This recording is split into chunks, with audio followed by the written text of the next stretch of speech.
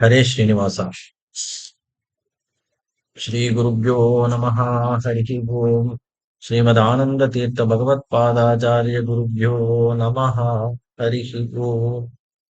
ಸಮಸ್ತ ಗುರುಭ್ಯೋ ನಮಃ. ಭಗವಂತ ನಮ್ಮ ಜೊತೆ ಸದಾ ಸರ್ವಕಾಲವು ನಮ್ಮೊಳಗೆ ಬಿಂಬಮೂರ್ತಿಯಾಗಿ ನಿಂತು ಸಕಲ ಕೆಲಸಗಳನ್ನು ಮಾಡಿಸ್ತಾನೆ. ಆದರೆ ಮನುಷ್ಯರು ಅದನ್ನು ಮರೆತು ಸಣ್ಣ ಸಣ್ಣ ವಿಷಯಗಳಿಗೂ ಯಾವಾಗಲೂ ವಿಚಾರ ಪಡ್ತಾರೆ. ಸಣ್ಣ ಸಣ್ಣ ವಿಷಯಗಳಿಗೂ ತುಂಬಾ ಕ್ಲೇಶ ಅವರಿಗೆ ಬರ್ತದೆ. ಸಹನ ಶಕ್ತಿ ಇರೋದಿಲ್ಲ. ಭಗವಂತ ನಮಗೆ ಅನುಗ್ರಹ ಮಾಡುತ್ತಾನೆ ಎಂಬ ಒಂದು ದೃಢವಾದ ವಿಶ್ವಾಸ ಇರೋದಿಲ್ಲ. ಆದ್ರಿಂದ ಯಾವಾಗಲೂ ಅವರು ಕ್ಲೇಶದಲ್ಲೇ ಇರ್ತಾರೆ. ಆದ್ರಿಂದ ಅವರಿಗೆ ಯಾವ ರೀತಿಯಾದ ಒಂದು ಮನಃಶಾಂತಿ ಸಿಗೋದಿಲ್ಲ. ಹಾಗೆ ಇರಬಾರದು ಅಂತ ಹೇಳಿ ಪುರಂದರದಾಸರು ನಮ್ಮ ಒಂದು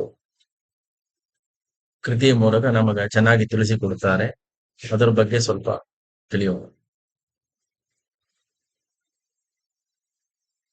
ಯಾಕೆ ಕಪುಲಾದಿ ಪಡುವೆ ಎಲೆ ಮರುಳೆ, ಯಾಕೆ ಕಪುಲಾದಿ ಪಡುವೆ, ಲೋಕ ಮೂರನು ಆಳ್ವ ಶ್ರೀನಿವಾಸನು ನಮ್ಮ ಸಾಕಲಾರದೆ ಬಿಡುವನೇ ಮರುಳೆ, ಯಾಕೆ ಕಪುಲಾದಿ ಪಡುವೆ, ಎಲೆ ಮರುಳೆ ಯಾಕೆ ಕಪುಲಾದಿ ಪಡುವೆ, ಕಲ್ಲು ಪಡೆಯಲಿ ಹುಟ್ಟಿರುವ ಮಂಡೂಕಗೆ ಅಲ್ಲಿ ತಂದಿಡುವರ್ಯಾರೋ, ಎಲ್ಲವನು ತೊರೆದಿರುವ ಅರಣ್ಯವಾಸಿಯನು ಅಲ್ಲಿ ಸಲಹದೆ ಬಿಡುವನೇ ಮರುಳೆ, ಯಾಕೆ ಕಪುಲಾದಿ ಪಡುವೆ, ಎಲೆ ಮರುಳೆ ಯಾಕೆ ಕಪುಲಾದಿ ಪಡುವೆ, ಅಡವಿಯೊಳು ಹುಟ್ಟಿರುವ ಮೃಗಜಾತಿಗಳಿಗೆಲ್ಲ ಬಿಡದೆ ತಂದಿಡುವರ್ಯಾರೋ, ಗಿಡದಿಂದ ಗಿಡಗಳಿಗೆ ಹಾರುವ ಹಕ್ಕಿಗೆ ಪಡಿಯ ನಳಿಯದಿಹನೇ ಮರುಳೆ, ಯಾಕೆ ಕಪುಲಾದಿ ಪಡುವೆ, ಎಲೆ ಮರುಳೆ ಯಾಕೆ ಕಪುಲಾದಿ ಪಡುವೆ,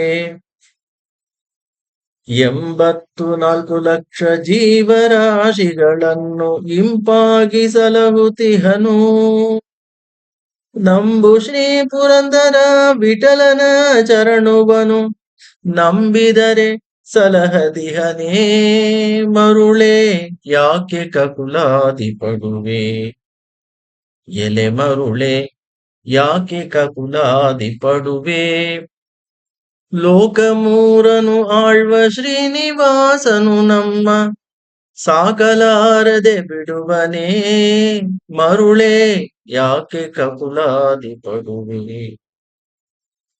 ಗೋವಿಂದನಾಮ ಸಂಕೀರ್ತನಂ. ಗೋವಿಂದ ಗೋವಿಂದ. ಈ ಕೃತಿಯಲ್ಲಿ ಪುರಂದರದಾಸರು ನಮಗೆ ಚೆನ್ನಾಗಿ ತಿಳಿಸಿಕೊಡುತ್ತಾರೆ. ಈ ಭೂಮಂಡಲದಲ್ಲಿ ಮನುಷ್ಯ ಜಾತಿ ಬಿಟ್ಟು ಬಾಕಿ ಎಲ್ಲಾ ಜೀವರಾಶಿಗಳು ಭಗವಂತನಲ್ಲಿ ವಿಶ್ವಾಸ ಇಟ್ಟಿದ್ದಾರೆ. ಅಡವಿಯಲ್ಲಿರುವ ಮೃಗಗಳಿಗೆಲ್ಲ ಅವಿಗೆ ಬೇಕಾದ ಆಹಾರಗಳನ್ನೆಲ್ಲ ಸಮಯಕ್ಕೆ ಭಗವಂತ ಅನುಗ್ರಹ ಮಾಡುತ್ತಾನೆ. ಅದೇ ತರ ಪಕ್ಷಿ ಜಾತಿಗಳಿಗೆಲ್ಲ ವ್ಯವಸ್ಥೆ, ಎಲ್ಲಾ ರೀತಿಯಾದ ಊಟದ ವ್ಯವಸ್ಥೆ, ಎಲ್ಲಾ ವ್ಯವಸ್ಥೆಗಳನ್ನು ಮಾಡಿಕೊಡುತ್ತಾನೆ. ಅದೇ ತರ 84 ಲಕ್ಷ ಜೀವರಾಶಿಗಳನ್ನು ಅವನು ಚೆನ್ನಾಗಿ ಅನುಗ್ರಹ ಮಾಡಿ ಪರಿಪಾಲನೆ ಮಾಡ್ತಾ ಇದ್ದಾನೆ. ಅರಣ್ಯದಲ್ಲಿರುವ ಸಕಲ ಋಷಿ ಮುನಿಗಳಿಗೂ ಕಾಲಕ್ಕೆ ತಕ್ಕಾಗಿ ಎಲ್ಲಾ ರೀತಿಯಾದ ಅನುಕೂಲ, ಊಟದ ವ್ಯವಸ್ಥೆ ಎಲ್ಲ ಭಗವಂತ ಅನುಕೂಲ ಮಾಡಿಕೊಡುತ್ತಾನೆ. ಈ ರೀತಿ ಇರೋ ವೇಳೆ ನಾವು ಆ ಪುರಂದರ ವಿಠಲನಾದ ಭಗವಂತನನ್ನು ನಾವು ಸತತವಾಗಿ ನಂಬಬೇಕು. ಭಗವಂತನಲ್ಲಿ ದೃಢವಾದ ನಂಬಿಕೆ ಇರಬೇಕು. ಭಗವಂತ ನಮ್ಮನ್ನ ರಕ್ಷಣೆ ಮಾಡ್ತಾನೆ. ಅವನೇ ನಮ್ಮೊಳಗೆ ಬಿಂಬಮೂರ್ತಿಯಾಗಿ ನಿಂತು ಸಕಲ ಕೆಲಸಗಳನ್ನು ಮಾಡಿಸ್ತಾನೆ.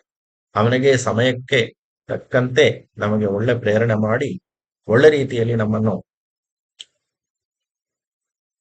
ಮುಂದೆ ಕರ್ಕೊಂಡು ಹೋಗ್ತಾನೆ ಎಂಬ ಒಳ್ಳೆ ವಿಚಾರ ನಮ್ಮ ಮನಸ್ಸಲ್ಲಿ ಸತತವಾಗಿರ್ಬೇಕು. ಪುರಂದರ ವಿಠಲನ ನಂಬುವಂತ ದಾಸರು ಈ ಕೃತಿಯಿಂದ ನಮಗೆ ತಿಳಿಸಿಕೊಡ್ತಾರೆ. ಆದ್ರಿಂದ ನಾವು ಯಾವ ವಿಷಯದಲ್ಲೂ ಮನಸ್ಸಿಗೆ